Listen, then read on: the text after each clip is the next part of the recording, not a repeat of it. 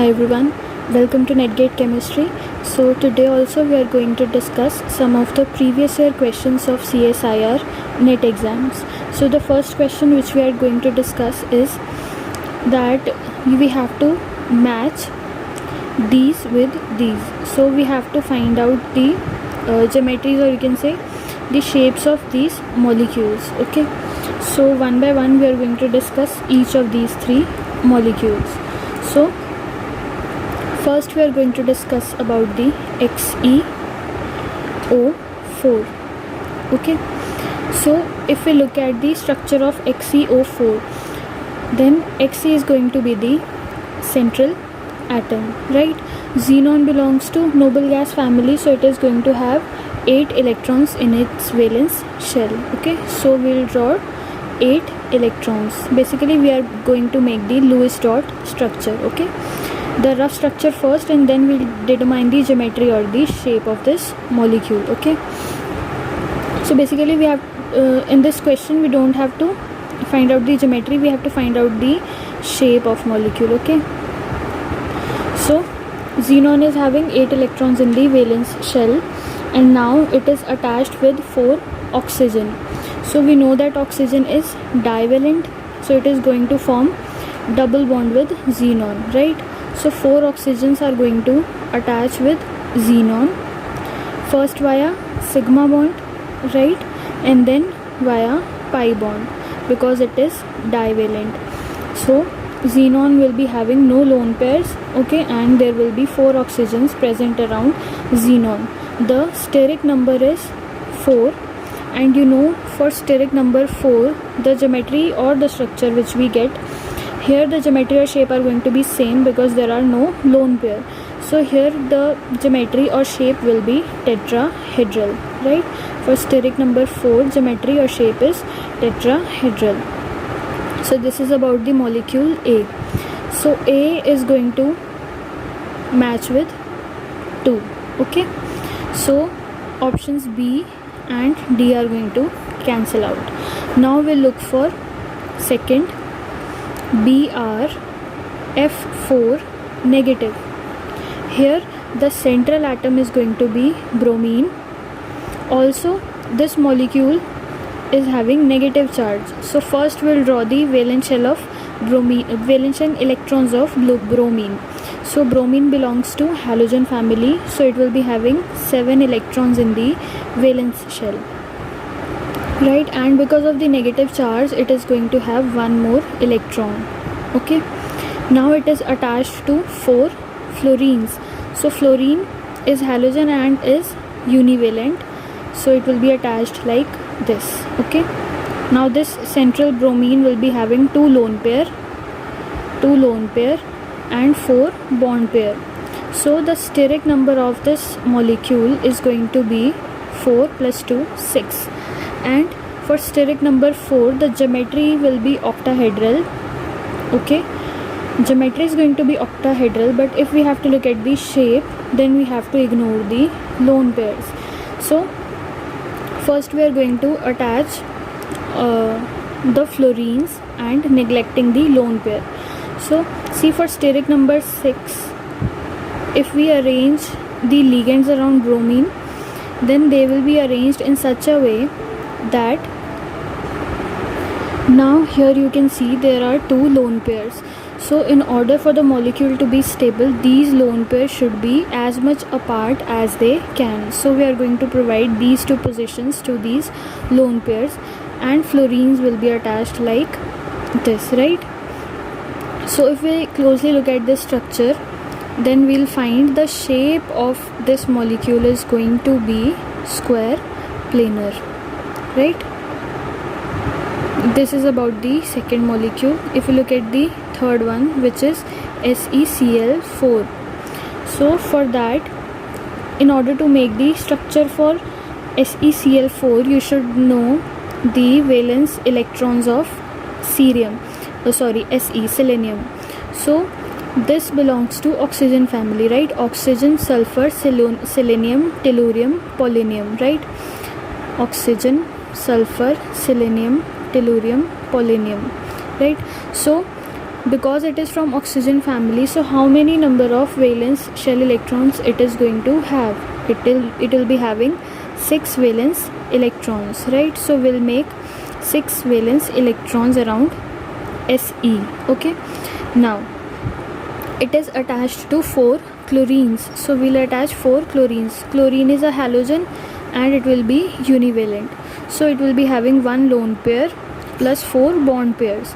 So steric number is going to be 5, right, because it is having 1 lone pair and 4 bond pairs. So for steric number 5, the geometry will be trigonal by pyramidal, but if we have to look at the shape, then we have to ignore this lone pair. So if we ignore the lone pair and we look at the shape, then what we are going to have? We are going to have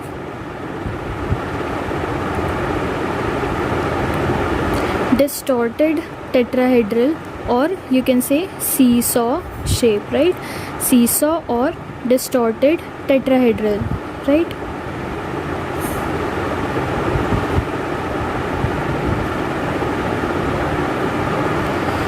So this is the shape of SeCl4. So BrF4 negative, it is square planar, and for SeCl4 it is distorted tetrahedral. So now you can look for the options. For A it is 2, for B it is 1, and for C it is 3. So option C is correct option. Okay, so now we'll move on to the next question. So the next question is, boron in BCl3 has sp hybridization, sp2 hybridization, sp3 hybridization, or no hybridization. So this question is very simple. If we look at the structure of BCl3, then it will be having 3 sigma bonds with 3 Cl ligands, right? So it will be having sp2 hybridization. Okay, question is very simple to solve. Okay, because in boron you will, what will be the configuration? 1s2, 2s2, 2p1, right? So if we look at the valence shell, it will be like this. This electron will be excited here, and what we'll get? 1, 2, 3, sp2 hybridization, right? These 3 orbitals will be involved in the hybridization, and then they will form bond with 3 Cl ligands, right? So the hybridization in this case is sp2 hybridization. So the correct option is option B. So now we'll move on to the next question. So the next question is that the structure of XeF2 and XeO2F2 respectively are, and the options are A, bent and tetrahedral, B, linear and square planar, C, linear and seesaw, and D, bent and seesaw. So we have to look for the structures of XeF2 and XeO2F2. So first we'll start with XeF2. So here xenon belongs to noble gas family, so it is going to have 8 valence electrons, right? Now it is going to attach with 2 fluorines. Fluorine is univalent, it is a halogen. Okay, so it will be having 3 lone pairs and 2 bond pairs. The steric number is going to be 5. So for steric number 5, we have trigonal bipyramidal geometry. If we look for the structure of this molecule, then xenon will be having 3 lone pairs in the plane, right, like this. This is according to Bent's rule. Okay, because lone pairs are S files, so they are going to attached with these 3 positions, and fluorines being electronegative, they are S non-philic. That means they do not like percentage S character, so they are going to stay at these 2 positions. Okay, so using Bent rule we can find out this structure. So now if we have to look at the structure or shape of this molecule, then we simply have to ignore these lone pairs. So if we ignore the lone pair, then what kind of structure we are going to get? It is linear, right? So because first structure is linear, so options A, and option D, they will be cancelled out. Now we'll look for the structure of XeO2 F2. Here also xenon is going to have 8 electrons in the valence shell. Now it is attached to 2 oxygens. Oxygen is divalent, so it will be having double bond with xenon. Now 2 remaining fluorines will be attached like this, and it will be having 1 lone pair. Now if we look for the structure of it, then what will happen? See, we have already discussed in Bend's rule that the bivalent species will occupy the plane, right? This triangular plane, 2 of the positions, so it will be attached like this. Okay, and also lone pair being S-phi is also going to be in this plane. The 2 remaining fluorines being electronegative, they are going to attach at these 2 positions. This we have already discussed in Bend's rule in chemical bonding last video. I think the 12th part we have discussed this. Okay, so this will be the geometry. Now if we have to look at the structure, then we simply have to ignore this lone pair, right? If we ignore this lone pair, then what kind of structure we are going to get? This is kind of distorted tetrahedral, or you can say, or it is seesaw, right? Seesaw or distorted tetrahedral structure.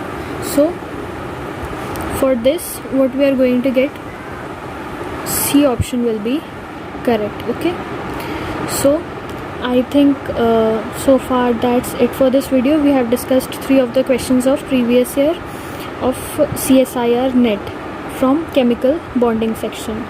So far that's it for this video. Thank you so much for watching.